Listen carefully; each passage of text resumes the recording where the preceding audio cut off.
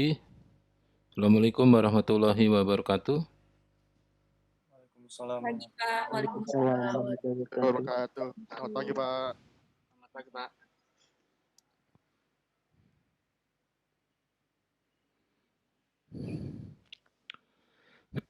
Ini mata kuliah TTL yang kode seksinya belakangnya berapa? 55 ya? Ya betul Bapak. Oke.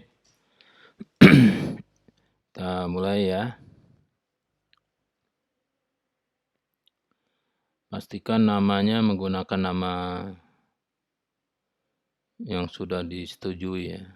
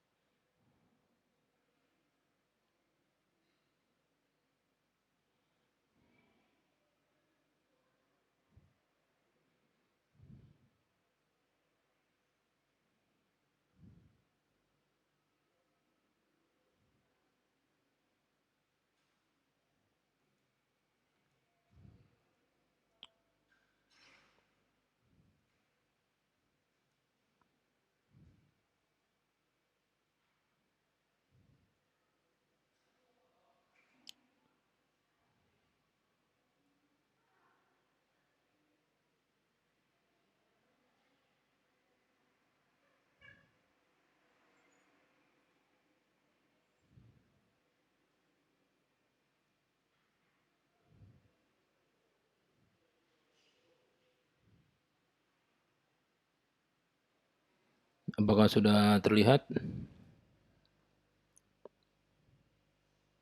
Sudah Pak.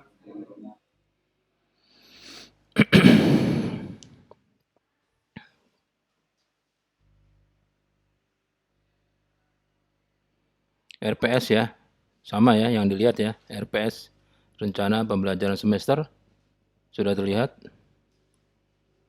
Mohon maaf, yang terlihat share screen-nya bukan RPS Pak.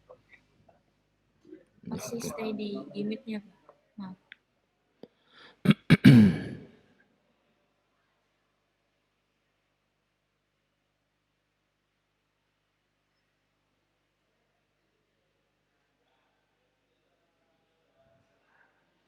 Oke, sudah terlihat?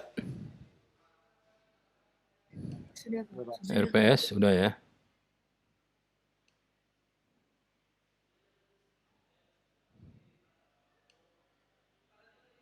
Kalau tiba-tiba hilang, kasih tahu ya. Oke, sebelum memulai pembelajaran mata kuliah tata tulis laporan, saya harus di pertemuan awal ini harus menjelaskan kontrak mata kuliah ya, kontrak. Seperti halnya Anda kan kontrak, tahu kan kontrak. Kalau mau memulai sesuatu itu harus ada kontrak. Sesuatu itu adalah sesuatu yang terkait dengan orang lainnya. Jadi untuk kontrak mata kuliah tata tulis laporan ini konkretnya dalam bentuk rencana pembelajaran semester. Ini masih rencana ya. Mata kuliah tata tulis laporan, program studinya ada yang D3 teknik elektronika, ada yang D4 teknologi rekayasa otomasi. SKS-nya 2, ini wajib. Kode seksinya ada 3 ya. Tapi jangan salah milih ya, karena ada satu pilihan yang tidak bisa masuk semua orang. Terus jadwal tatap mukanya ini menggunakan nanti Google Meet, terus ada LMS-nya Google Classroom ya. Anda sudah diminta untuk masuk join ke salah satu kode link ke Google Classroom. Di sana ada sisa-sisa tapi belum saya hapus ya. Belum saya hapus di situ. Jadi dibiarkan saja, nanti akan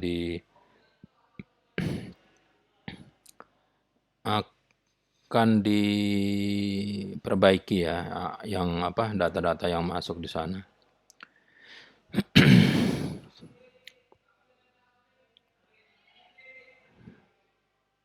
Deskripsi mata kuliahnya ini bisa dibaca ya, membahas tentang teori dan konsep yang digunakan mahasiswa Anda nih untuk merancang, memperoleh, menganalisis, dan menyimpulkan data-data hasil pengukuran ilmiah. Terus menyusun laporan proposal penelitian ilmiah berbentuk tugas akhir. Pokok bahasannya ada 13 pokok bahasan. Nah ini ya pokok bahasannya. Yang pertama konsep dan teori pengujian sistem secara ilmiah, terus validitas, reliabilitas instrumen, unjuk kerja subsistem, pengujian subsistem, laporan pengujian subsistem, konsep dan teori penelitian ilmiah, latar belakang masalah, state of the art penelitian tugas akhir, rumusan masalah penelitian tugas akhir, kajian teori penelitian tugas akhir, terus ada teori untuk mengembangkan sistem, ya. Kan nanti tugas akhir Anda itu kan mengembangkan sistem ya. Berarti kalau mau membuat sesuatu benda itu kan harus ada teorinya ya. Ya, teori untuk mengembangkan sistem ini yang dipilih adalah teori research and development punyanya Brock and Gall. Terus membuat kerangka berpikir, terus struktur laporan penelitian tugas akhir mahasiswa D4 ya.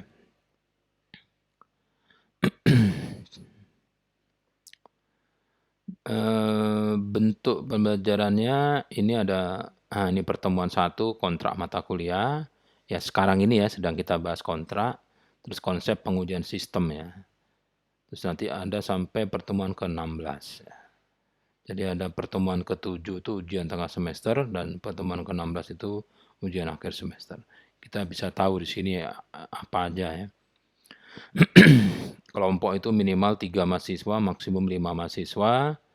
Sehingga nanti sisanya akan kelihatan, kalau sisanya cuma 2, berarti ya, atau sisanya 1 ya, jangan salahkan kalau 1 orang ini mempunyai nilai kelompok, ya, tapi yang ngerjakan 1 orang gitu ya. Kalau ada yang iri ya gabung situ, ya akhirnya kelompok ya. Dan seterusnya, nah untuk nilai, ya, ada tugas dulu, tugas tagihan. Tugas tagihan untuk mata kuliah TTL ini ada 14 tugas mandiri. Jadi masing-masing dari Anda peserta mata kuliah TTL harus mengumpulkan tugas mandiri masing-masing dalam format PDF ke akun Google Class-nya masing-masing. Terus 1 tugas kelompok, ini laporan pengujian ilmiah, ini dikerjakan secara kelompok, dikumpulkan secara sendiri-sendiri ya. Jangan sampai Anda tidak melaporkan ya gitu.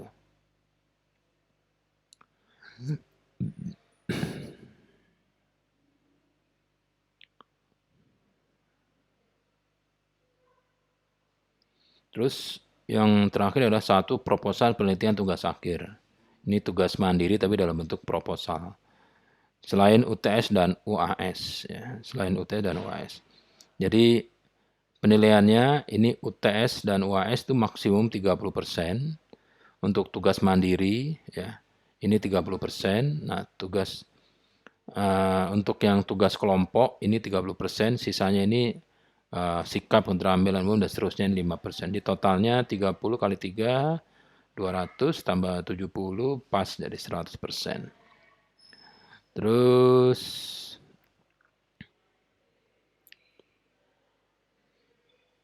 nilainya mengacu ke SK Rektor ya, lulus itu minimal C atau 56 ya.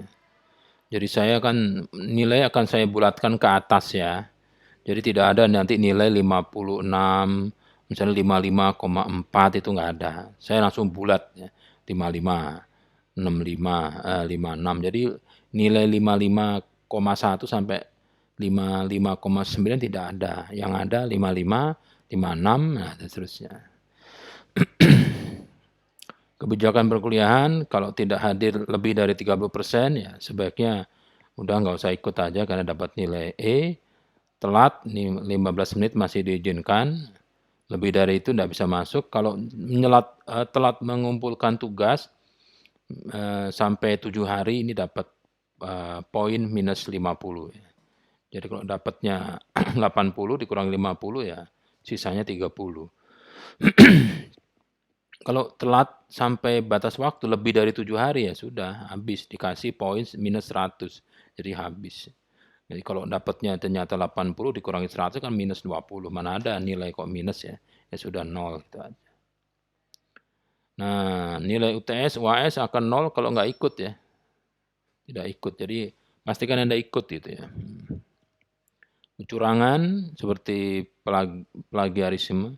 Jadi misalnya ngumpulkan tugas mandiri 1 dikumpulkan, ada 20 tugas. Begitu dilihat filenya itunya 1, hanya depannya diganti nomor registrasi, ya itu udah ketahuan pasti plagiarisme terjadi gitu ya.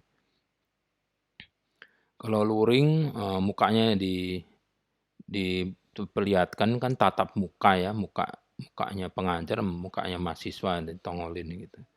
Referensinya, ini pakai 2020 ya, 2020.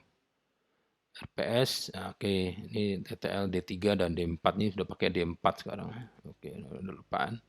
Terus menggunakan buku pedoman penyelesaian tugas akhir D3 yang ada di websitenya FTUNJ. Oke, sampai di sini ada pertanyaan?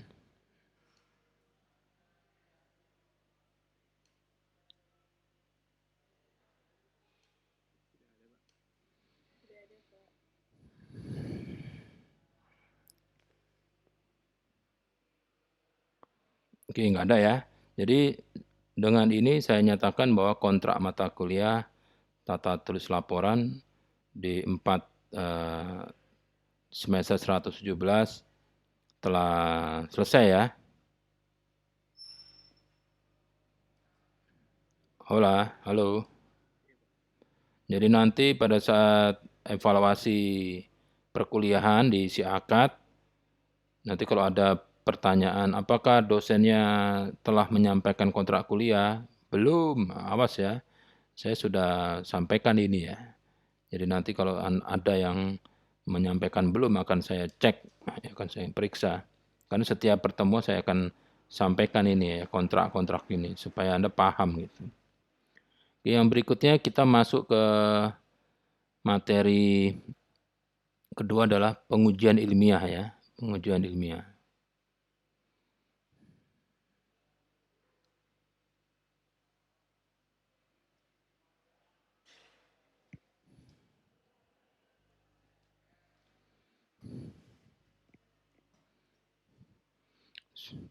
Sudah terlihat?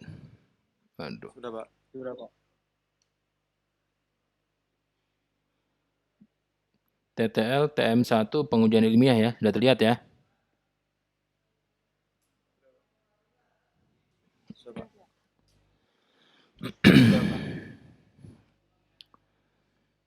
Oke, definisi pengujian ilmiah ini ada yang belum lupa nih. Definisi mata kuliah ya. Jadi tujuan instruksional, jadi tatap muka pertama ini akan dibahas ya. Jadi setelah Anda mengikuti tatap muka 1 ini, Anda akan dapat mendefinisikan mata kuliah TTL itu apa gitu ya. TTL, tata tulis laporan. Terus definisi pengujian ilmiah dapat menjelaskan QoS dari sebuah subsistem, menyebutkan parameter subsistem, menyebutkan kriteria subsistem, dan menjelaskan langkah-langkah pengujian subsistem. Jadi ada 6 ya, ada 6. Mudah-mudahan selesai sampai jamnya. Oke, yang pertama kita membahas terminologi, arti kata dari tata tulis laporan ya. Tata tulis laporan itu ada tata tulis, jadi tulisnya itu bukan punyanya laporan, tapi punyanya tata. Jadi tata tulis laporan itu seharusnya ngetiknya tata strip tulis spasi laporan. Itu. Nah, tata tulis adalah sistematika atau aturan penulisan. Penulisan apa? Ya, penulisan apa aja. Kalau laporan pengujian berarti sistematikanya ada. Kalau membuat laporan tugas akhir juga ada tata tulisnya. Nah, tata tulis itu mengacu ke suatu standar ya. Suatu standar. Standar itu apa? Ketentuan. Jadi kalau Anda kerja di perusahaan A, perusahaan B, itu nanti dalam menulis pun juga ada aturannya berbeda-beda, aturannya berbeda, mengacu ke tempat di situ Anda kerja atau Anda berdiri. Jadi terminologi tata tulis adalah sistematika atau aturan penulisan yang mengacu ke standar di tempat laporan atau penulisan itu akan disampaikan. Jadi kalau Anda kerja, Anda mahasiswa D4 di teknik elektronika ya, di FT/UNJ membuatkan tugas akhir D4 di prodi yang lain, jangan menggunakan tata tulis laporan yang di sini, bukan menggunakan format penulisan tugas akhir di D3 FT/UNJ atau D4 FT/UNJ, tapi menggunakan D4 FT yang di sana di mana gitu. Nah, itu tata tulis ya. Terus yang laporan, ini laporan ilmiah maksudnya, adalah kumpulan tulisan. Tulisan itu adalah kumpulan kata, kumpulan huruf menjadikan suatu kata, kumpulan kata menjadi suatu kalimat, kumpulan kalimat menjadi suatu paragraf. Nah, kumpulan paragraf itu adalah laporan ilmiah dari suatu proses. Proses apa? Kegiatan. Ya, kegiatan apa? Kegiatan untuk mendapatkan kebenaran. Kebenaran itu apa? Ya, mendapatkan jawaban lah. Kalau mendapatkan jawaban berarti ada pertanyaan. Ya, mendapatkan jawaban. Menggunakan metode ilmiah. Oke. Tata tulis sudah, laporan ilmiah sudah. Nah, jadi tata tulis laporan itu apa? Sekumpulan tulisan menggunakan sistematika mengacu ke referensi ilmiah yang membahas hasil kegiatan pengujian ilmiah atas suatu permasalahan. Jadi di dunia ini tuh yang harus dijawab apa sih? Apa yang harus dijawab? Coba, apa yang harus dijawab? Suatu apa yang harus dijawab? Anda akan menjawab sesuatu apa? Nah, pertanyaan itu harus dijawab gitu ya. Kalau pertanyaan tidak komplit, tidak bisa dijawab. Jadi pertanyaannya harus komplit. Jadi pertanyaan itu suatu pertanyaan kalau ditulis itu di ujung kalimat pertanyaan itu ada tanda apa?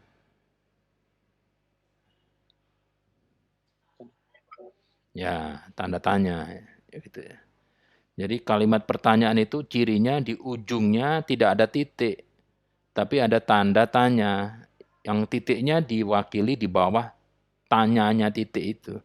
Tanda tanya itu kan ada titiknya ya. Jadi titiknya di situ jangan tanda tanya itu pakai titik gitu. Sudah tidak perlu kalau ada kalimat tanya itu ya sudah pakai tanda tanya saja, tidak perlu pakai titik lagi ya. Tanda tanya, cari itu di sampingnya backspace itu atau garis miring itu ada tanda tanya. Alt nanti backspace keluar tanda tanya. Jadi laporan tak tulis laporan itu adalah melaporkan pertanyaan. Gitu ya. Kalau ada pertanyaan itu dilaporkan, dijawab melalui pelaporan. Tugas akhir nanti kalau Anda membuat tugas akhir itu juga dilakukan untuk menjawab pertanyaan. Nah, gitu loh. Di dunia ini, kenapa manusia repot-repot seperti Anda kuliah itu untuk menjawab pertanyaan. Bagaimana cara supaya selamat hidup. Ya, caranya apa gitu. Jadi pertanyaan-pertanyaan itu banyak sekali di dunia. Nah, itu harus dijawab oleh ilmu pengetahuan. Nah, sekarang gini, misalnya pengujian ya, pengujian. Oh, belum pengujian, ilmiah dulu. Pengujian, sebentar, saya cek dulu. Nah, ini pertanyaan ya, pertanyaan. Seperti apa gitu, ini pertanyaan. Pertanyaan konyolnya adalah, apakah dioda LED-X benar dapat berfungsi? Jadi Anda punya dioda LED, LED X itu suatu tipe ya, misalnya HC1174 gitu ya. Nah, kalau Anda mempunyai LED, mempunyai LED, itu sebelum dipasang dalam sistem, itu harus diuji gitu. Ya. Jadi kalau Anda bekerja nanti atau di rumah Anda ya, Anda di rumah rumah itu kan pasti punya MCB kan ya. Anda tahu MCB nggak? Kalau konslet dia turun ya, gitu ya. Alat penghubung, pemutus hubungan listrik saat terjadi konslet. Begitu ada, bukan konslet ya. Jadi dia tidak mendeteksi konslet, dia mendeteksi beban lebih. Kalau di situ tulisannya 4 ampere, jadi kalau ada arus melebihi 4 ampere, dia akan turun ya, memutus arus gitu ya, memutus arus. Jadi kalau arusnya 7 ampere langsung putus gitu. Nah, itu MCB. Nah, MCB di rumah Anda begitu turun Anda naikkan ngampleh gitu ya. Naik turun tek tek tek tek gitu. Jadi tidak berfungsi gitu. Berarti Anda harus beli baru kan. Begitu beli bagaimana supaya belinya sesuai ya, MCB-nya dilepas. Bagaimana cara ngelepasnya? Nah, itu jangan dijawab di sini, itu udah itu ilmu yang lain ya. Intinya lepas MCB, kalau enggak difoto ya. MCB-nya itu ada foto, jangan foto samping ya, foto di tempat ada tulisan-tulisan namanya spesifikasi atau karakteristik. Speknya dari MCB itu apa, difoto. Ya kalau memang lebih mungkin dilepas, bawa ke orang tempat yang menjual MCB ya, jangan menjual koran ya. Jadi cari yang jual MCB, jangan toko emas. Nanti kalau sudah dapat dari dia, Anda harus uji itu gitu. Nah, diuji itu bagaimana pengujiannya? Nah, ini kan bagaimana cara menguji MCB, tanda tanya. Nah, jadi diuji. Kalau ngujinya pakai tangan, dinaikkan, turunkan, itu bukan menguji, nggak ilmiah itu gitu. Jadi menguji itu harus menggunakan metode, ada teorinya. Menguji itu ada teorinya gitu. Nah, kita belajar ini ya, bagaimana menguji gitu. Jadi apakah dioda LED yang mau kita pakai ini berfungsi, ya kita harus uji gitu. Jadi jangan main rusak, beli, terus pasang, tidak ada pengujian. Jadi semua benda yang akan Anda menggunakan dalam sistem yang Anda akan buat itu harus diuji. Gitu. Kalau bikin rectifier, bikin adaptor, itu komponennya adalah misalnya kabel. Nah, kabelnya diuji. Kabel itu kemana? Ke trafo. Trafonya diuji.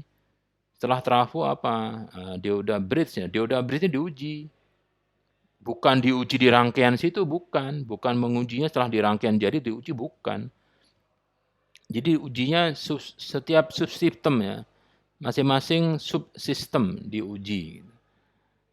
Jadi semua diuji, kalau memenuhi kriteria, nah berarti ini sudah disebut telah berfungsi, baru bisa dirangkai dalam satu rangkaian atau bisa dimasukkan dalam satu sistem gitu. Kita kembali lagi ke atas ya. Nah, ini ada kata kunci pengujian. Kata pengujian itu adalah kata benda. Kata benda artinya apa? Proses menguji, cara menguji, atau suatu kegiatan untuk mendapatkan data-data karakteristik dari yang diuji itu apa. Gitu. Kalau pengujian LED ya berarti proses menguji LED. Cara menguji LED itu bagaimana? Atau ya suatu kegiatan untuk mendapatkan data-data karakteristik dari dioda LED X itu bagaimana. Nah, nanti datanya buat apa ya? Datanya dipakai untuk memutuskan apakah sistem yang kita uji ini sudah masuk dalam kelompok benar atau kelompok yang jauh dari benar. Gitu. Ya bukan salah, ya, tapi jauh dari benar. Ada pertanyaan sampai sini?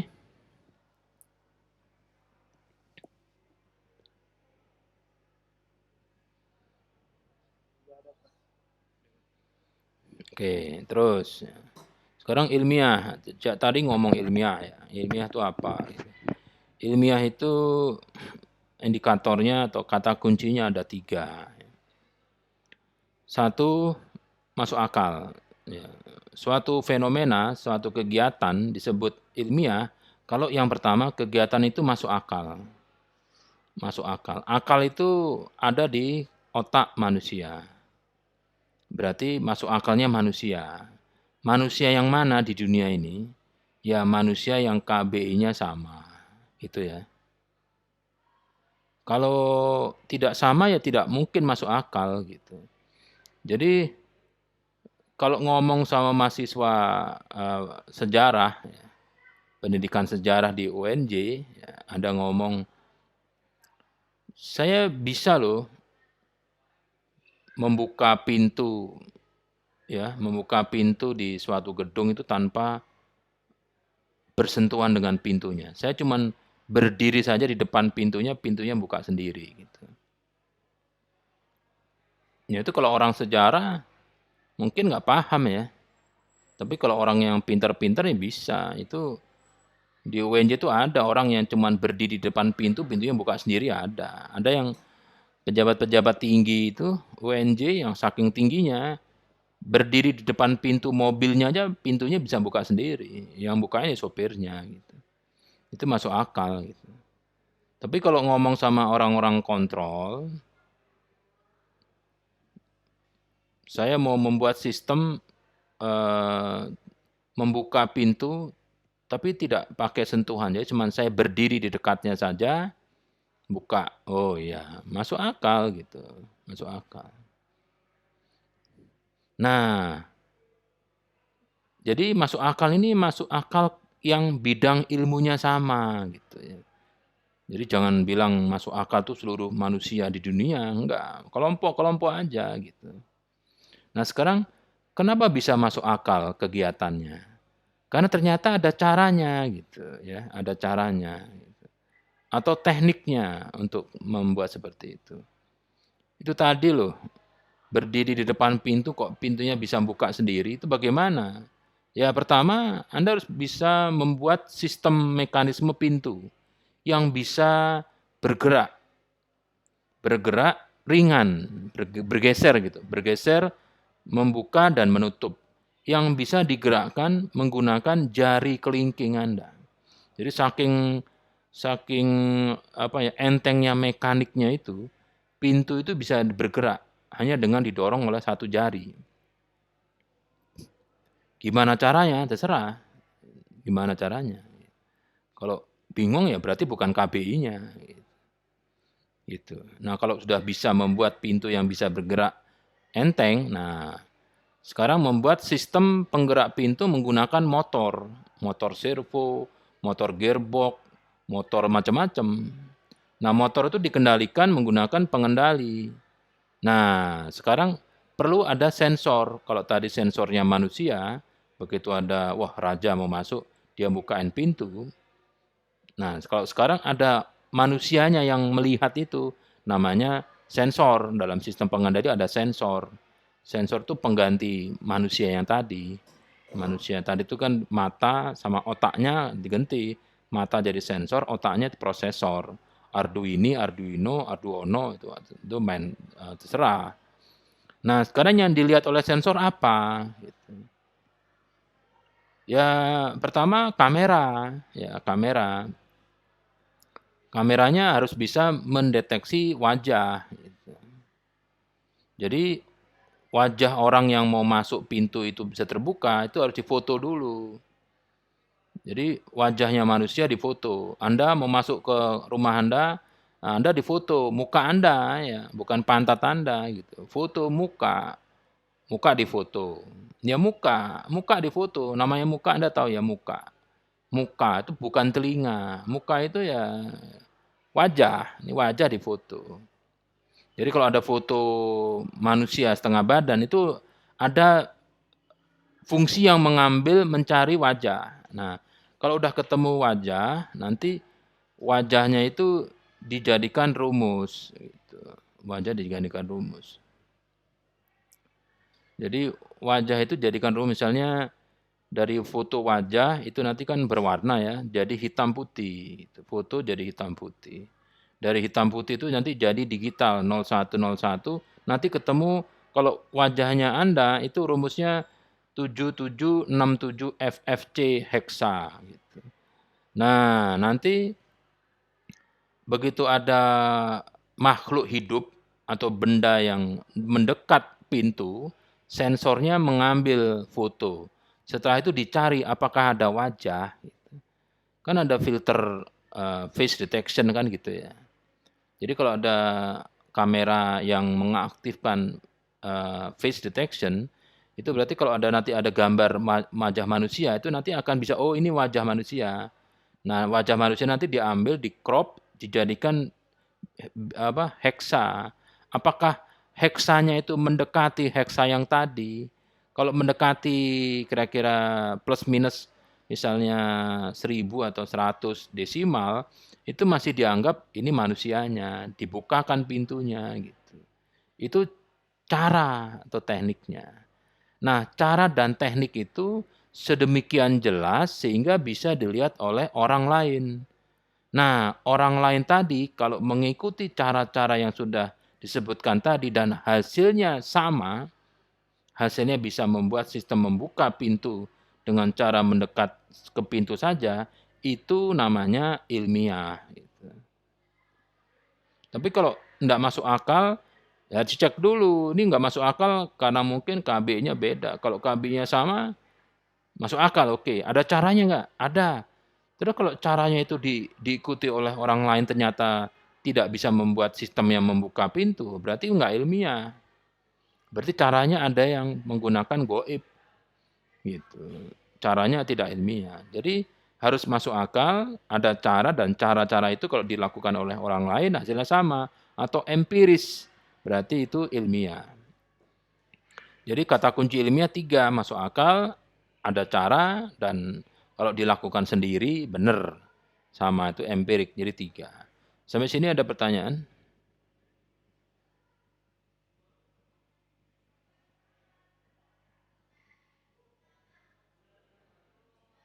Apakah Anda masih bersama saya?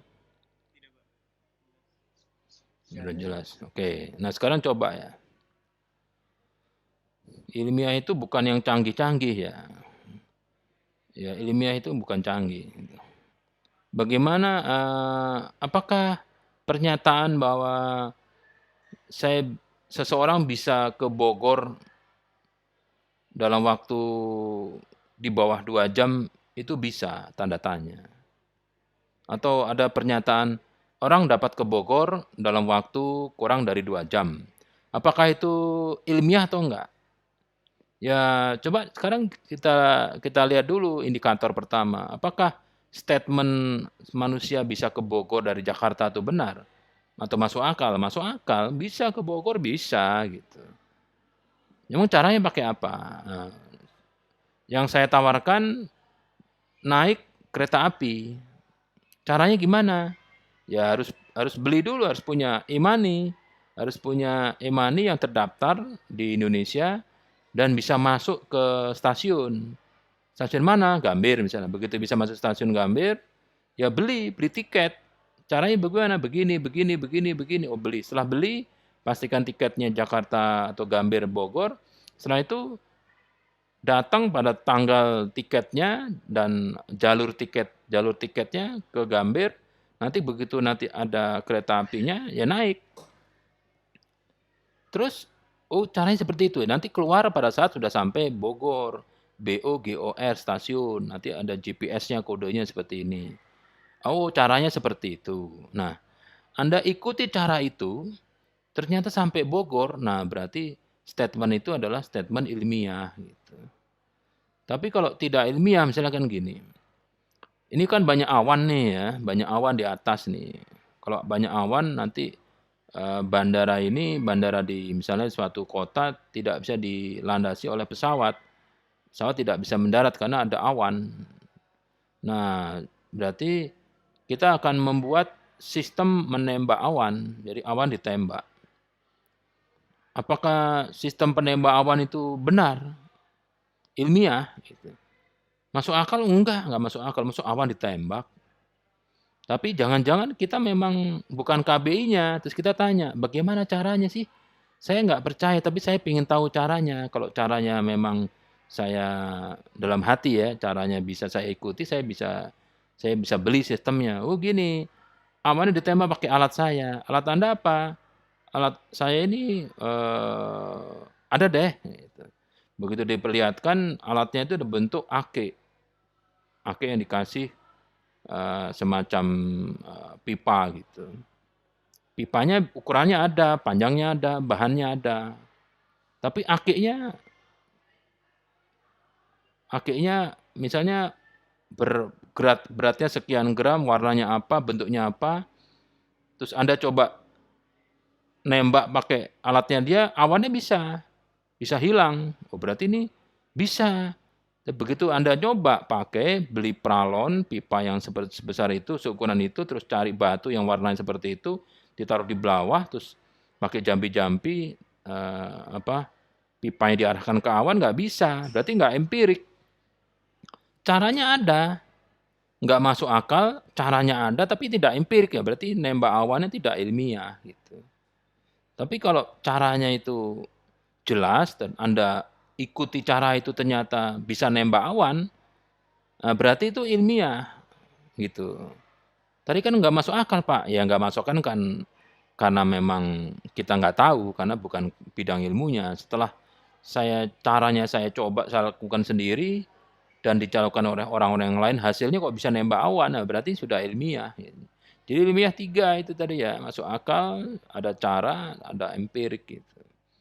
Tapi kalau dari Jakarta ke Surabaya 4 detik atau 1 detik, itu mungkin Anda bilang, wah nggak masuk akal gitu.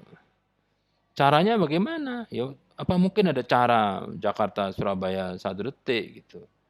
Terus empiriknya bagaimana? Nah, itu karena Anda belum pernah ya. Kalau KBI-nya sama mungkin Anda jadi percaya. Jadi di dunia ini memang banyak sekali yang belum bisa masuk akal gitu ya.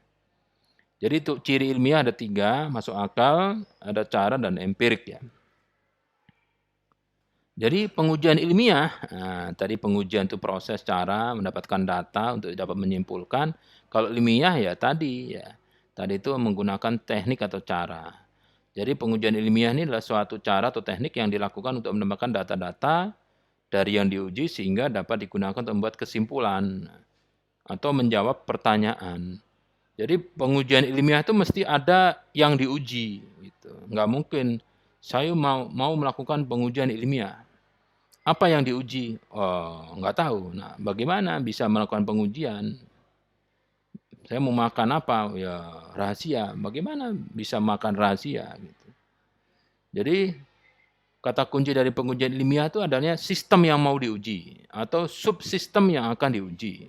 Misalnya apa? Motor, lampu, prosesor, modul sensor, ya, resistor, kapasitor, tepung, gula, teh, gelas, kompor, sepatu, itu sistem ya atau subsistem. Nah, setelah itu ada teori. Jadi disebut resistor 4 kilo 1 watt, itu teorinya ya dia mempunyai resistansi 4 kilo ohm plus minus 1% 1 watt itu. Itu ketentuan teorinya seperti itu. Itu teorinya. Aqua, bagaimana cara nguji aqua? Ini ada air minum. Ini bukan air minum mineral, tapi air minum dalam kemasan. Jadi kalau Anda menguji air ini mineralnya ada apa enggak, salah. Ini tidak ada mineralnya. Ini bukan air mineral, air minum dalam kemasan. Tuh, baca tulis itu, air minum dalam kemasan. Ini air minum dalam kemasan air mineral. Nah, jadi kemasannya air mineral, jadi air minum dalam kemasan air mineral. Mineralnya ada enggak? Nah, tidak disebutkan di sini. Gitu. Jadi Anda mau berkunjung ke pabriknya Aqua itu gampang. Beli botol Aqua yang seperti ini, terus lakukan pengujian, ya, lakukan pengujian. Ini berapa mili? 600 mili kan di sini, 600 mililiter, itu ya, 600 mililiter. Anda cari botol Aqua yang airnya itu tidak seperti teman-temannya. Satu tumpukan botol Aqua tuh ada yang airnya segini, ada yang di bawah. Anda ambil yang di bawah, Anda filmkan. Terus Anda ukur di gelas ukur. Pengujian, Anda filmkan ya. Pengujian kapasitas isi Aqua 600 ml. Begitu Anda tuang ke gelas ukur, isinya hanya 590 ml. Terus Anda bilang, kalau satu botol Aqua ini 600 ml cuman hasil ukurnya 590 ml, jadi ada kurang 10 ml. Kalau satu produksi misalnya 1 juta itu 10%-nya kurang 10 ml, Berarti 100.000 kali 10 ml. Nanti ketemunya sekian liter. Nah, harga seperti ini berapa? Jadi nanti ketemunya 10 ml-nya berapa? Nah, berapa rupiah dikali 100.000 dikali 10 ml tadi. Jadi ketemu sekian duit, nah, sekian uang. Anda upload di suatu media sosial, nanti nggak lama Anda diundang ke perusahaan ini apa? Aqua Danone ya. Danone ya. Anda akan diundang untuk melihat produksi aqua. Nanti Anda di sana untuk melihat plan industri, plannya pengepakan aqua, bagaimana aqua itu diperoleh, dari gunung apa, jadi pengemasan, distribusi, Anda pulang dikasih aqua 1 krat sama uang saku untuk membeli aqua 10 tahun. Terus tanda tangan mencabut berita medsos. Itu dampak dari suatu pengujian ilmiah. Ada pertanyaan sampai sini?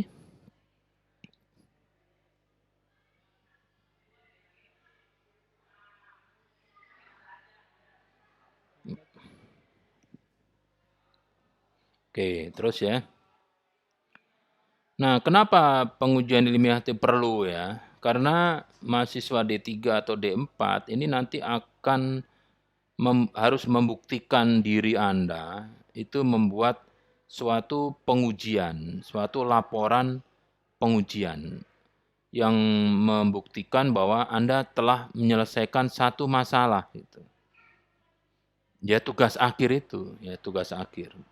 Membuat laporan tugas akhir, membuat penelitian tugas akhir.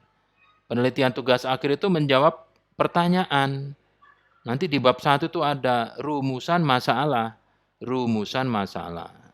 Nah, rumusan masalah itu ditulis dalam tanda tanya. Nah, itu Anda jawab menggunakan penelitian tugas akhir. Nah, penelitian tugas akhir itu intinya adalah merealisasikan suatu desain, setelah itu menguji apakah sistem yang Anda buat itu sudah memenuhi kriteria.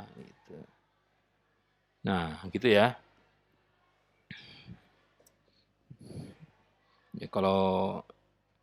Jadi nanti kalau tugas akhirnya bingung nulisnya, berarti waktu tata tulis laporan ini nggak mendengarkan. Gitu. Nah, kita membahas dulu quality of service QoS ya. QoS, quality of service. Jadi kualitas layanan ya. Kualitas layanan. Layanan itu mempunyai quality atau kualitas. Sekarang saya tanya, Anda pernah lihat lampu LED, lampu LED? Pernah belum?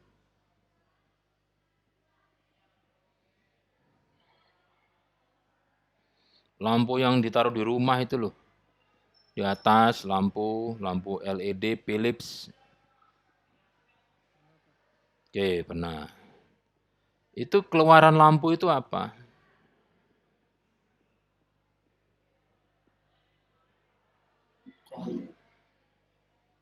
Ya? Cahaya. Yang lain tahu ya? Keluaran lampu itu cahaya ya? Bukan asap ya, cahaya. Cahaya itu satuannya apa?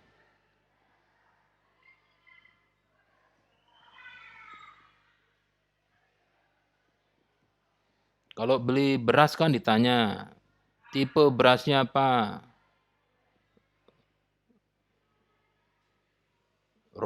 Rodo Manyun. Cari beras Rodo Manyun. Berapa kilo? Kalau di Jakarta liter. Berat kok liter. 1 liter itu belum tentu 1 kilo. 1 liter itu di bawah 1 kilo. Jadi kalau membeli gula itu liter Jakarta, seharusnya kan kilo. Beli gula berapa kilo? 10 kilo. Nah, satuan gula itu kilo. Salah. Karakteristik gula itu bukan kilo. Gula itu ya manis. Maksud beli gula pahit. Nah, gitu. Beli gula kok murah. Ternyata gulanya bukan manis, pahit. Jadi kalau cahaya itu satuannya apa?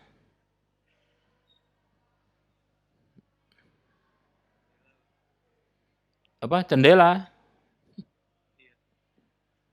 Cendela atau kandela? Nah, kandela. Candle, apa? Lilin ya? Kenapa satuannya kandela? Lilin ya? Candle itu kan lilin katanya. Pernah lihat lilin ya? Oke. Lilin itu kalau dinyalakan di tempat gelap jadi apa?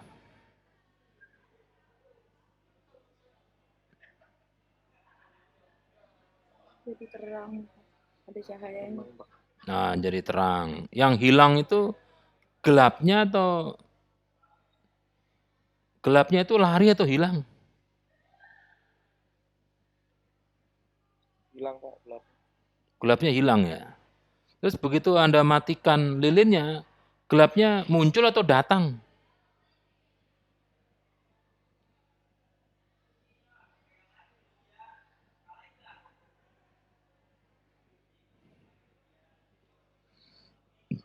Nah ini interaksinya mana? Nggak ada interaksi. Ini bukan pembelajaran kalau kayak begini nih. Jangan-jangan Anda tidur semua ini.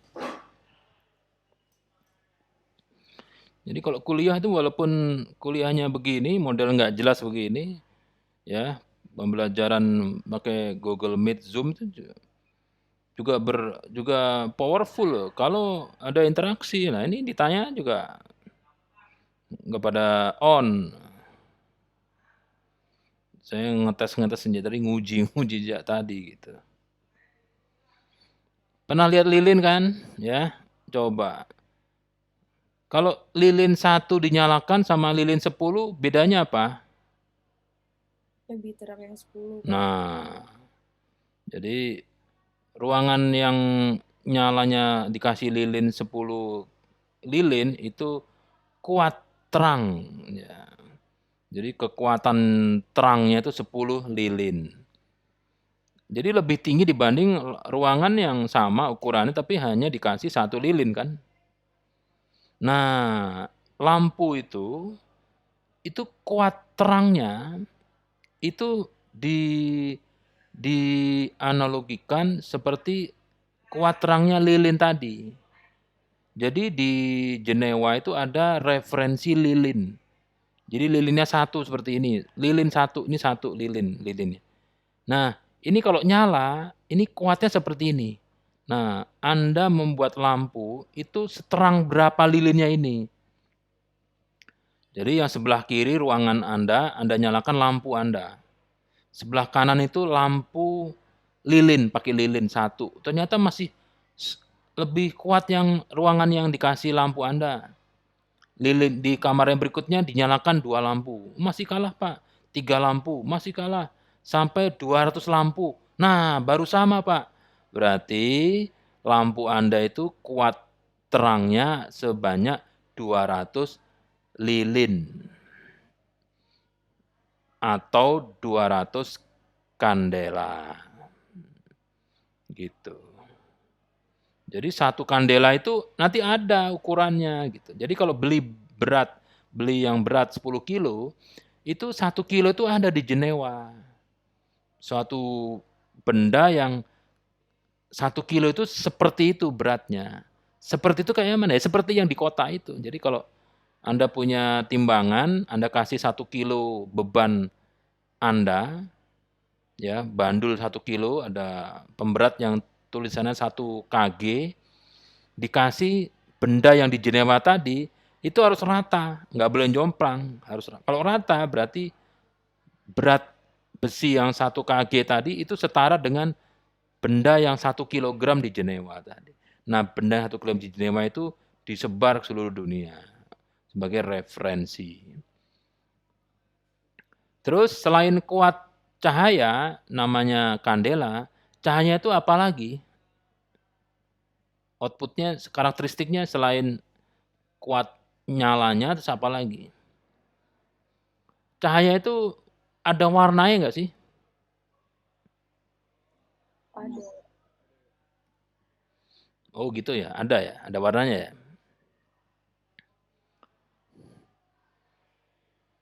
Nah, beli lampu warna merah atau warna putih. Nah, yang membedakan berarti lampu itu outputnya juga warna dong, iya kan? Iya, Pak. Nah, warna itu satuannya apa?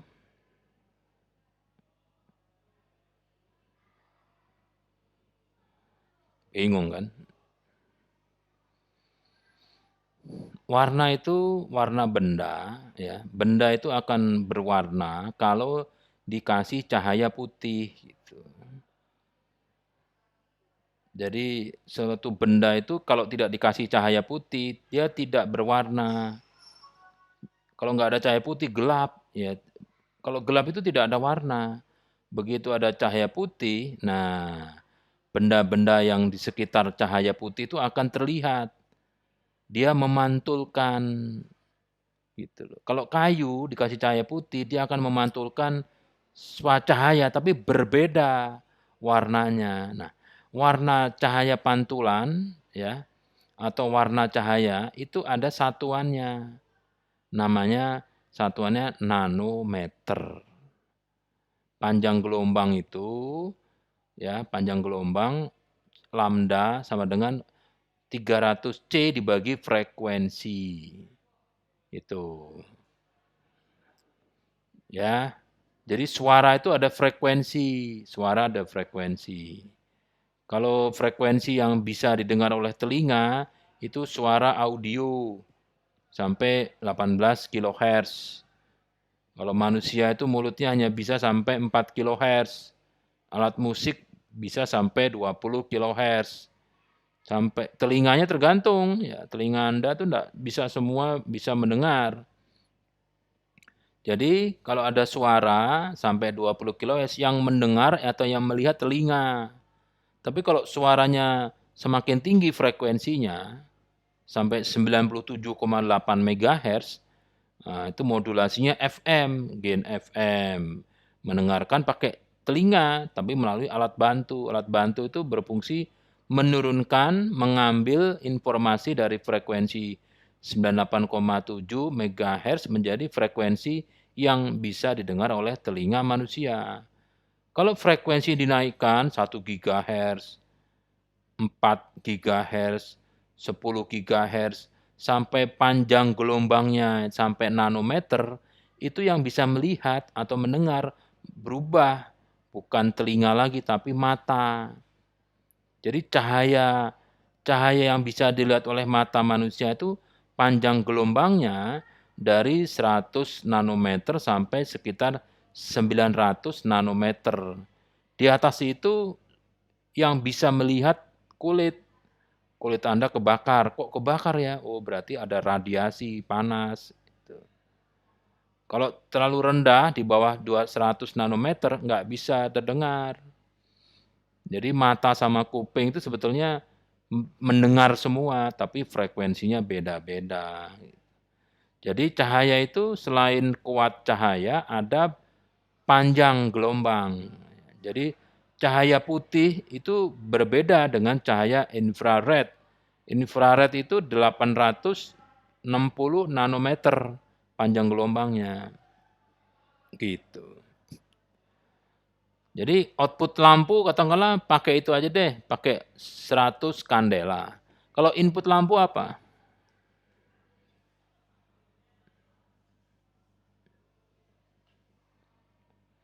Ayo, input lampu apa? Tegangan mungkin ya, Pak? Nggak pakai mungkin. Tegangan, selain tegangan apa lagi? Kok tegangan doang nggak bisa? Ada arus. Tegangan kali arus jadinya apa?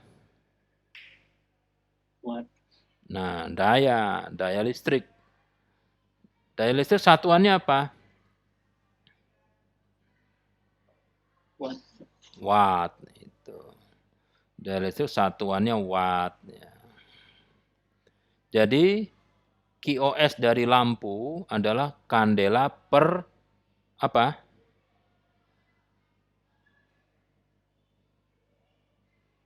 Input lampu kan tadi daya listrik watt satuannya. Jadi QoS lampu adalah kandela per watt. Jadi kalau misalnya ada lampu misalnya 200 lumen atau kandela, misalnya 200 lumen, tapi ngambilnya menarik arusnya 20 watt, jadi 200 lumen per 20 watt. Jadi QoS-nya jelas 10 lumen per watt. Gitu ya. 10 lumen per watt. Itu satuannya. Jadi bagus mana lampu yang 100 lumen per watt sama lampu yang 10 lumen per watt?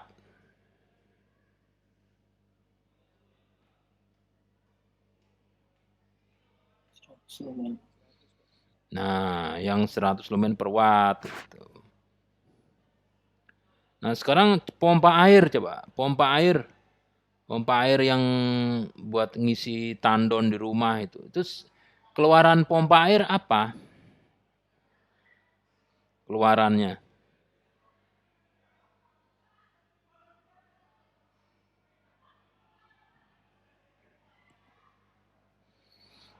Mana? Masa cuman pertanyaan begitu aja susah jawabnya.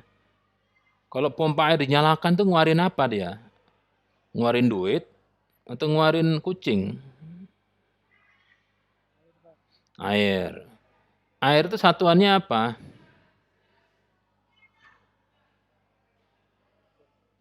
Liter. Gitu ya, pompa itu mengeluarkan air. Nah, kalau dikasih apa? Inputnya apa?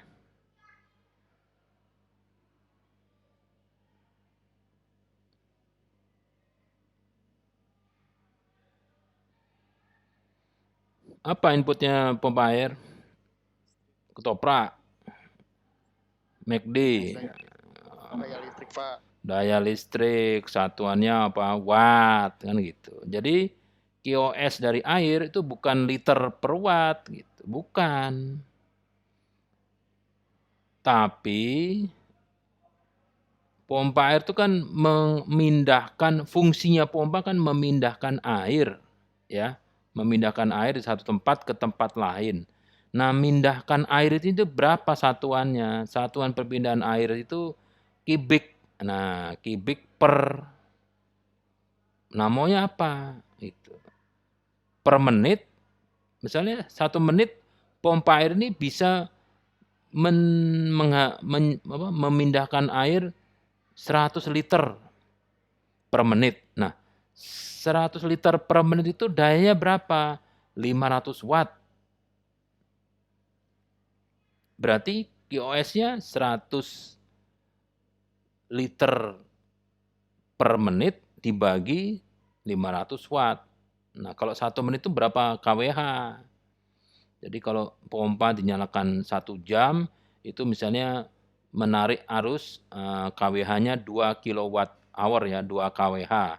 1 jam itu 1000 liter, berarti pompanya ini 1000 liter per 100 kWh. Jadi 10 liter per kWh. Nah, itu adalah quality of service dari pompa. Jadi fungsinya. Jadi kalau lampu itu kan menerangi ya, atau membuat suatu ruangan, suatu area menjadi terang. Nah, terangnya berapa? Kandela. Kalau pompa air, fungsinya memindahkan air. Jadi kalau menguji pompa air, itu jangan hanya dicolokin ke listrik, berputar pompanya. Berarti pompa airnya sudah benar, itu sesat. Karena pompa air itu fungsinya memindahkan air. Kalau mengujinya hanya pakai avometer, itu sesat. Jauh dari benar. Jadi menguji pompa air itu ya dikasih pipa ke sumber air, outputnya diukur di suatu tempat yang ada pengukurnya, dikasih listrik. Listriknya dipasangi alat ukur kWh meter, dinyalakan 1 jam. Setelah 1 jam dimatiin, berapa kWh dicatat, berapa liter yang bisa dipindahkan? 5 liter. Nah, berarti 5 liter per 10 kWh. Nah, itu namanya quality of service dari pompa air. Ada pertanyaan sampai sini? QoS? Nah, jadi kebanyakan mahasiswa diploma itu ya D4 atau D3 itu membuat alat tapi dia sendiri nggak tahu. Subsistemnya, cara kerjanya nggak tahu, fungsinya apa nggak tahu. Gitu. Sehingga QoS dari sistemnya dia juga nggak ngerti gitu. Itu yang menjadi masalah. Gitu. Jadi mengerti hanya salah satunya saja, tapi secara keseluruhan nggak paham. Gitu.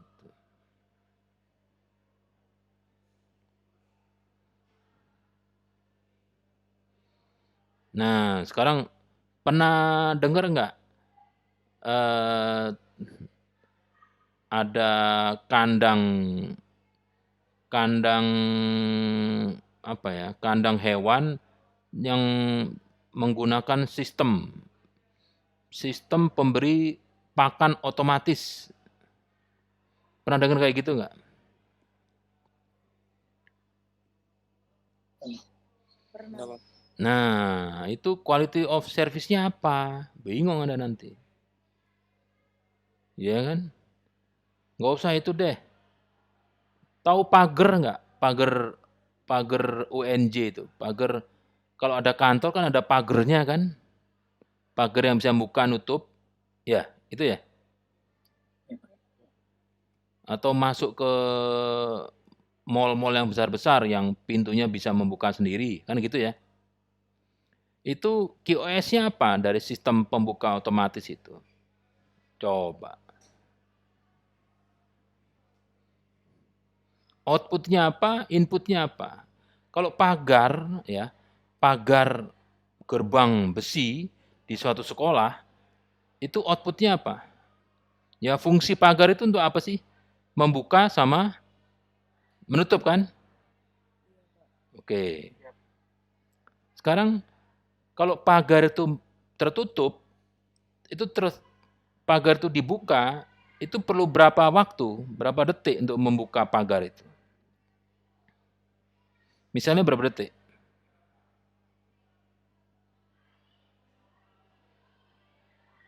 Tergantung kekuatan yang ngebuka. Lah iya. Pagar di sekolah Anda itu kalau dibuka tuh yang dorong security yang kecil, itu berapa detik bukanya? Sampai terbuka full. Nah, jadi 10 detik baru terbuka. Kalau nutupnya sama nggak sama membukanya waktunya?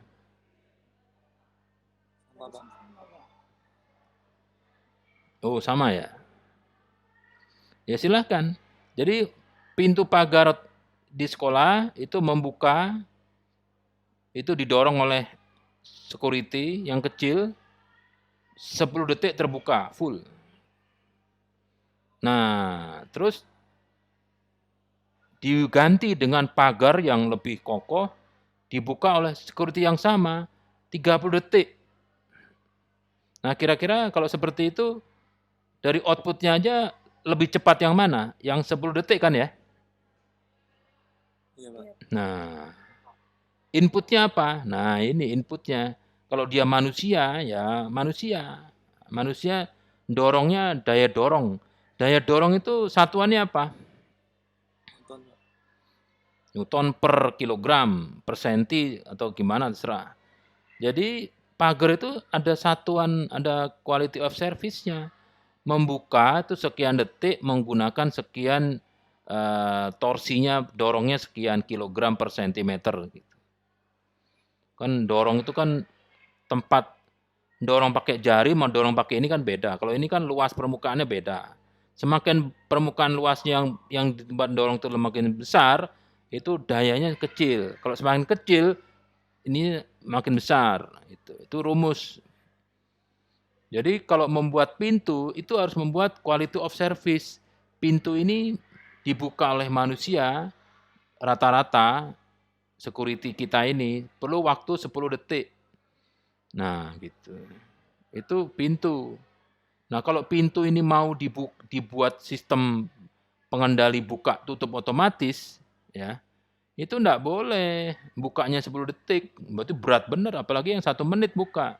Kalau di UNJ itu nutup pintu tuh mungkin bisa setengah jam, karena pagernya itu udah rusak. Jadi kalau mau nutup 10 orang security harus ngangkat pager, terus digeser, nutup. Gitu. Yang pintunya aja kalau ditutup susah, ya. Jadi itu quality of service.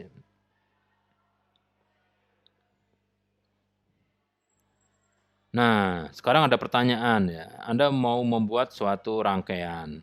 Salah satu komponen dari rangkaian tersebut adalah LED. LED-nya warna merah.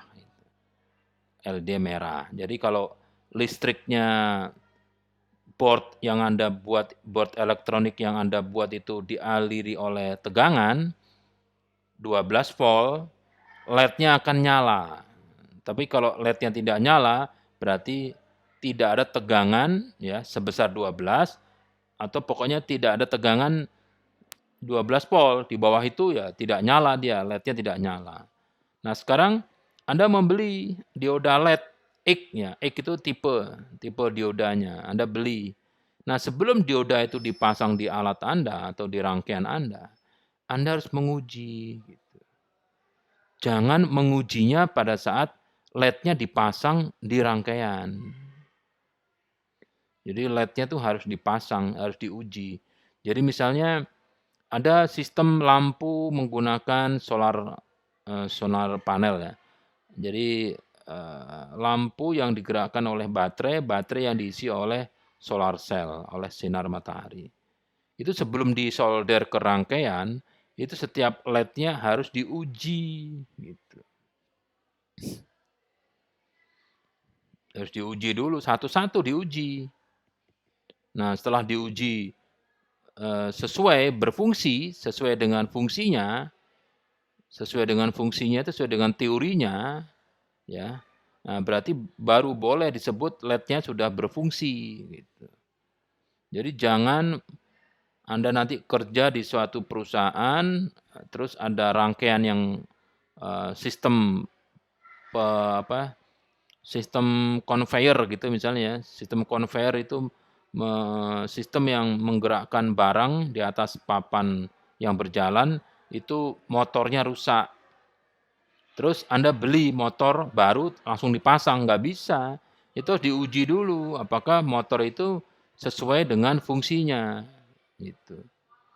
Pengujiannya kalau mendekati fungsi aslinya baru dipasang. Kalau tidak, beli langsung dipasang, itu Anda harus melakukan adjustment.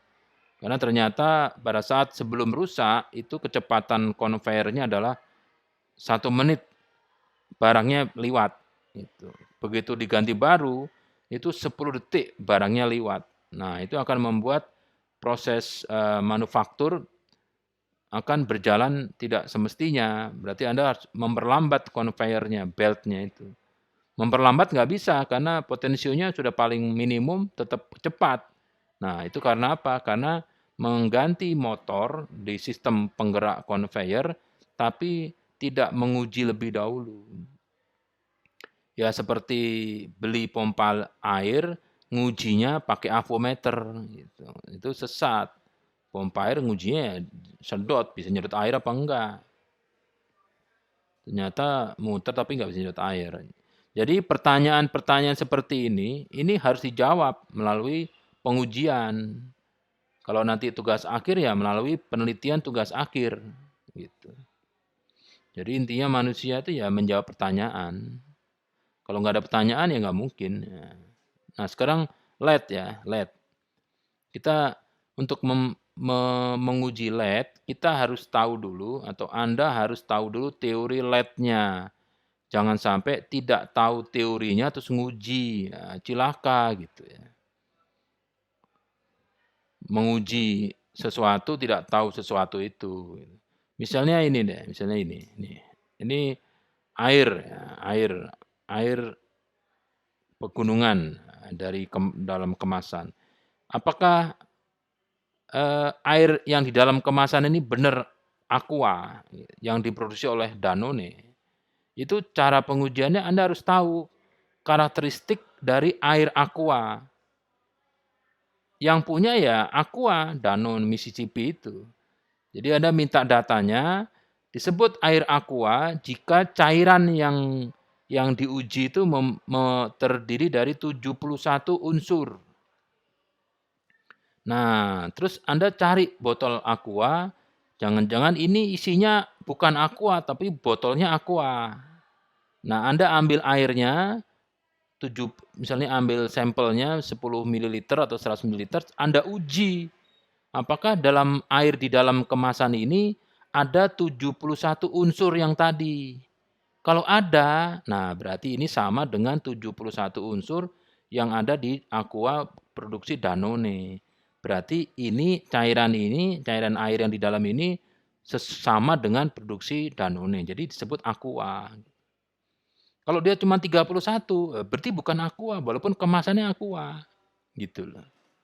Jadi Anda menguji sesuatu itu harus ada referensinya. Apakah ini cincin logam mulia? Nah, kalau nggak tahu logam mulia itu apa, ya nggak bisa. Anda harus tahu dulu logam mulia itu kayak apa sih? Kayak gini. Ternyata mata juga nggak bisa mendeteksi, harus ada alatnya. Alat yang bisa mendeteksi logam yang didekatkan ke sensor itu logam apa. Dia tidak bisa menunjukkan logam apa, nggak bisa, tapi dia melihat partikel logam atau komposisi dari logamnya itu. Pertama, komposisinya aurum, iturum, anurum, giturum, sekian persen. Nah, kalau logam mulia itu komposisinya A, B, C, D persen. Nah, logam yang di depan Anda itu, yang kata Anda itu logam mulia, dimasukkan ke alat, ternyata ABCD-nya 0,000% ya, berarti bukan aurum, bukan emas gitu. Jadi pengujian itu adalah mendapatkan data, setelah itu membandingkan dengan data referensi. Kalau sama berarti benar, sesuai. Jadi kalau mata uang itu apakah asli atau bukan? Ya salah. Mata uang itu semua uang uang kertas itu semua asli. Karena dibuat oleh pembuatnya. Apakah uang ini asli? Nah, asli itu maksudnya apakah uang kertas ini sama kriterianya dengan uang yang diproduksi oleh Perum Peruri. Perum Peruri itu adalah badan punya negara yang bertugas membuat mata uang. Atau kalau sama, misalnya Anda tanya dulu, ada uang kertas pecahan Rp100.000 tahun 2019. Itu ada 100 indikator pertama atau 100 kriteria, 100 komponen. Jadi menggunakan 4 lembar kertas yang digabung. Lembar kertas pertama ini bahannya apa? Jadi kriteria pertama, lembar kertas pertama ini bahannya apa? Yang kedua bahannya apa? Ketiga bahannya apa? Keempat bahannya apa? Tebalnya berapa? Warnanya nomor berapa warnanya? Hurufnya pakai font apa? Nah, semua itu ada 100 kriteria. Nah, uang kertas yang Anda periksa itu Anda ubah, Anda lepas segala macam, apakah memenuhi 100 kriteria seperti yang disebutkan oleh Perum Peruri? Kalau iya, berarti itu asli, maksudnya sama dengan uang yang diproduksi oleh Perum Peruri. Kalau tidak sama, ya berarti jauh dari, jadi bukan diproduksi oleh Perum Peruri, ya diproduksi oleh Anda sendiri mungkin. Gitu. Jadi ada definisi. Uang logam itu apa disebut benar, ya ada definisinya. Jadi LED, ya LED ini kita baca teorinya gitu ya. LED itu apa sih? Keluaran LED itu cahaya atau sinar. Ya, sinar. Kalau sinar itu ya cahaya sama ya, bisa ke semua arah, bisa ke sebagian arah. Lampu LED itu kan di bagian kakinya nggak kena cahaya kan. Nggak seperti matahari. Matahari itu kan memancarkan sinar keluar, ke dalam nggak tahu. Gitu. Ya. Kalau Anda punya kendaraan bermotor tuh ada lampunya di depan. lampu itu kan nggak ke Anda kan, ke depan. Nah, itu lampunya diarahkan. Nah, cahaya atau sinar yang dihasilkan oleh LED itu mempunyai 2 kriteria. Pertama, namanya lumen. Jadi kuat terang cahaya, lumen atau kandela ya. Lumen atau kandela atau lux, bukan luxnya sabun kecantikan, bukan. Terus dia kalau keluaran LED itu bisa dilihat oleh mata manusia, berarti menghasilkan cahaya tampak. Kalau LED yang menghasilkan cahaya tidak tampak, itu ya cahaya tidak bisa dilihat oleh mata manusia. Di rumah punya kan LED yang menghasilkan cahaya tidak tampak? Coba. LED-nya di mana tuh? Nah, remote. Anda punya remote di rumah, itu di ujung remote di depan itu ada dioda, itu LED. Siapa bilang tidak menghasilkan cahaya? Karena Anda tidak bisa melihat. Anda pakai alat bantu ya untuk bisa melihat, tapi melihat indikator bahwa LED itu nyala ya. Bukan melihat panjang gelombang atau melihat warna cahayanya. Pakai apa? Pakai kamera handphone. Anda punya handphone kan berradio, ber-MP3 player. Jadi kamera handphone Anda nyalakan, terus Anda arahkan ke ujung dari remote. Dipencet itu, pencet tombol di remote, nanti dioda LED yang ada di layar handphone Anda itu akan menyala putih. Oh berarti sinarnya putih? Bukan. Sinarnya tidak bisa dilihat oleh mata manusia. Tapi oleh alat bantu kamera itu, namanya kamera itu ada filter infrared. Jadi infrared itu semua cahaya tidak tampak itu akan dijadikan putih. Aslinya bukan putih. Gitu. Tapi warnanya mungkin ya merah lebih terang dari merah, lebih di atasnya merah, jadinya tidak kelihatan. Pernah lihat lilin dinyalakan?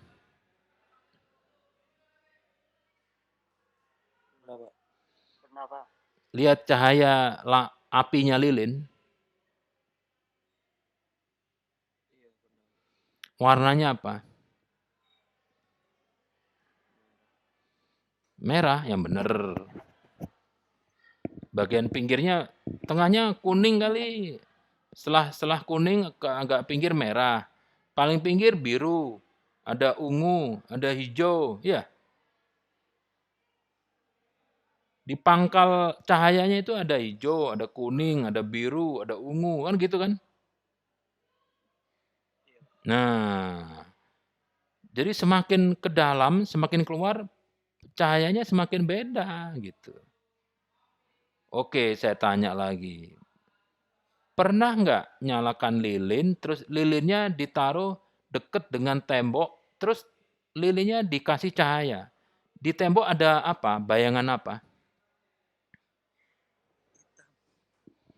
Bayangan apa? Maksud bayangan hitam? Bayangan lilin. Nah, ada bayangan apinya nggak? Ada.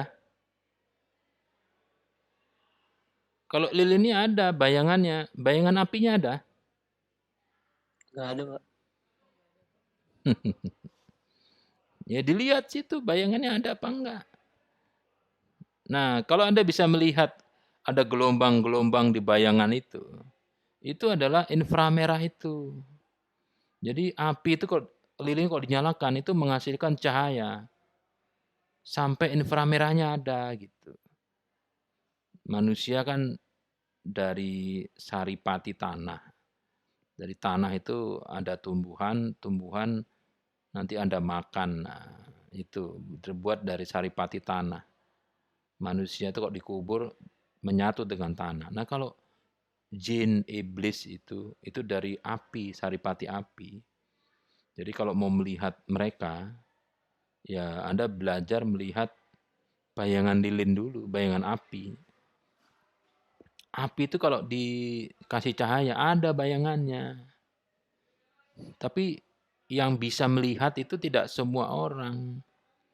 Coba nanti di rumah ya nyalakan lilin dikasih cahaya, disenterin tuh apinya lilin. Nanti di tembok ada bayangannya. tapi tipis seperti yang begini, ada energi yang begini gitu. Nah, ini adalah inframerah itu yang tidak terlihat.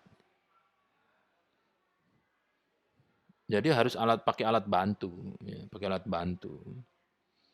Jadi selama cahaya bisa dilihat oleh mata manusia, itu berarti dia panjang gelombangnya masuk dalam kelompok cahaya tampak. Masih ingat ya percobaan dulu di waktu di pondok pesantren ya. Itu ada kertas lingkaran ya, berbentuk lingkaran, terus dikasih warna-warna. Jadi kertas digaris-garis, dibagi-bagi, terus setiap garis itu dikasih warna, merah, kuning, biru, segala macam. Terus setelah itu kertas yang berwarna tadi diputar. Nanti hasilnya kertas itu berwarna putih. Jadi putih itu adalah isinya banyak warna. Jadi kalau ada cahaya putih, itu bisa menghasilkan banyak warna. Nah, itu ada panjang gelombang. Kalau masukkan LED itu adalah daya, tegangan, arus, jadi daya. Ya. Ini tadi sudah dibahas. Nah, ini kasanah pengetahuan ilmiah. Jadi kalau mau menguji sesuatu benda, Anda harus tahu dulu benda itu apa, bagaimana cara benda itu menghasilkan berfungsi. Dari mana? Ya dari kasanah pengetahuan ilmiah, dari buku, buku primer, buku sekunder gitu.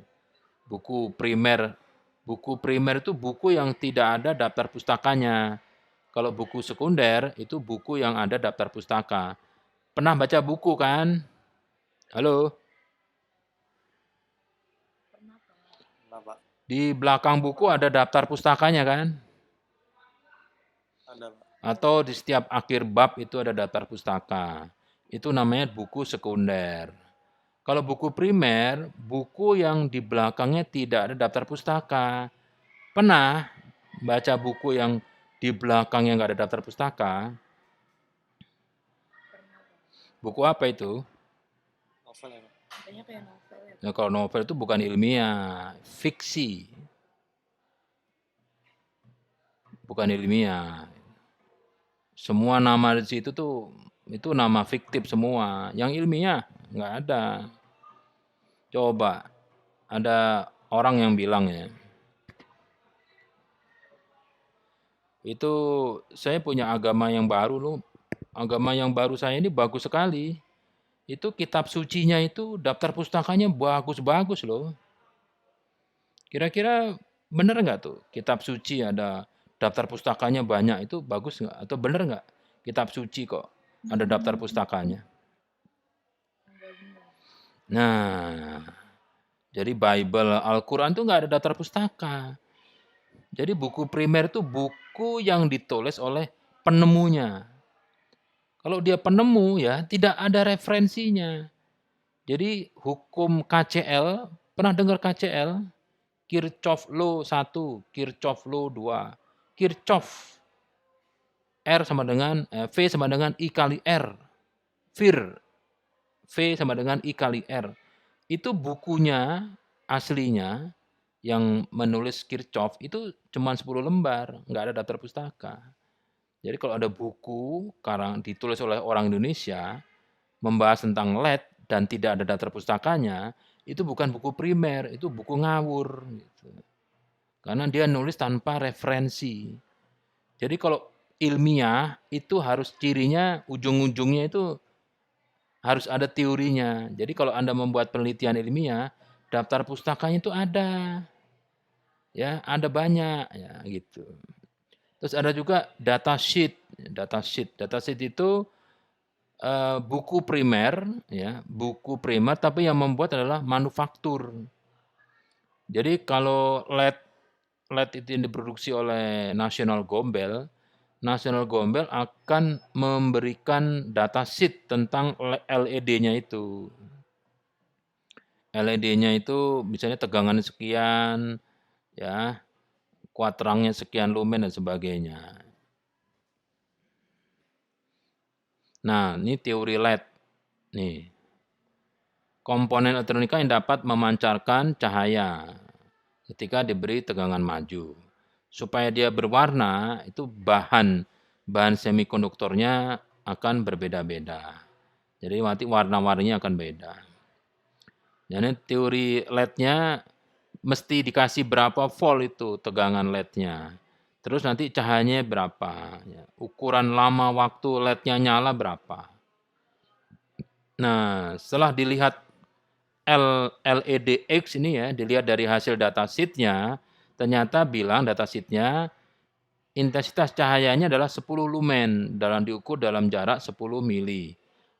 Menghasilkan warna merah marun dengan panjang gelombang 820 nanometer saat diberi tegangan 2 volt 100 mili ampere. Nah, berarti terus Anda menguji kriteria X itu gitu ya. Nah, ini cara nguji LED-nya. Kok bisa tahu rangkaian seperti ini? Ada teorinya gitu. Jadi LED-nya itu dihubungkan seri dengan R, dihubungkan seri dengan sumber tegangan. Nah, tadi kan 2 volt 100 mili kan. Tegangannya 2. Berarti kalau sumbernya 5, ini sumbernya 5, tegangannya 2, berarti kan sini kan 3. 3 volt di R supaya 100 mili, berarti R sama dengan V per I. V-nya 3 volt dibagi 100 mili, ketemu 15 ohm.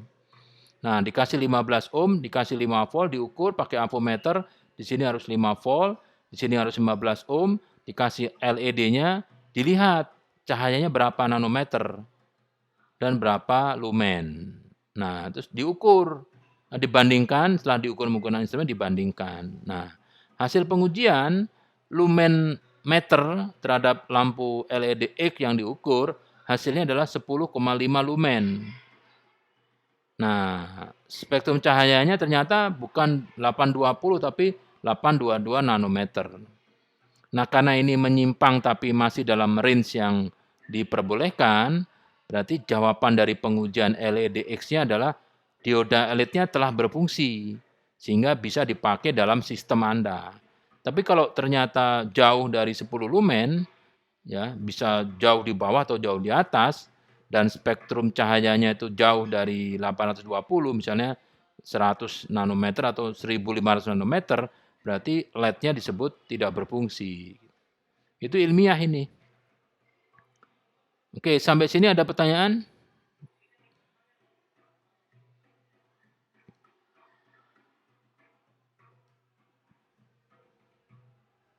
Belum sih, Pak. Dari saya nggak ada, Pak.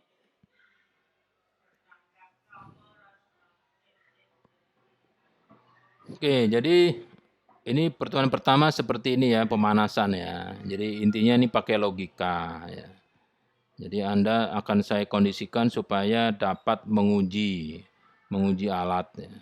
Menguji alat itu bukan pakai alat yang abal-abal ya. Nguji lampu kok pakai avometer. Yang nguji lampu ya pakai alat yang benar. Ya, gitu.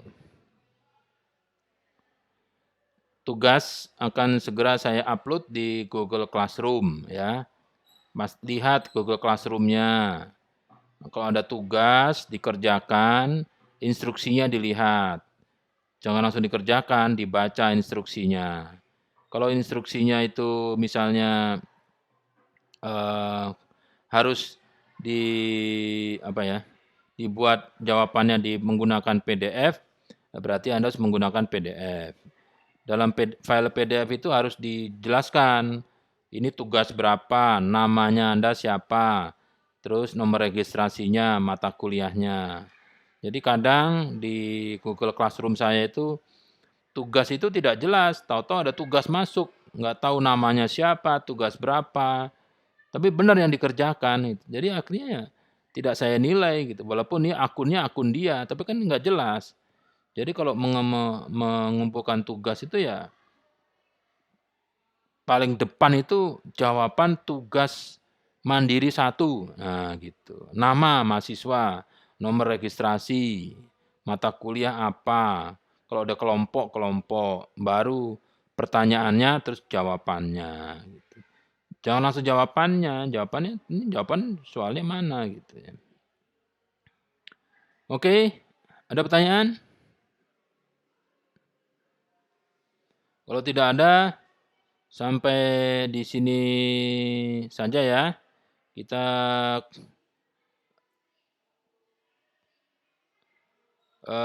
ketemu di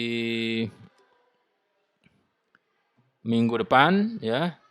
Selamat siang. Assalamualaikum warahmatullahi wabarakatuh. Ya, Waalaikumsalam warahmatullahi wabarakatuh. terima kasih Selamat Bapak. siang, Pak.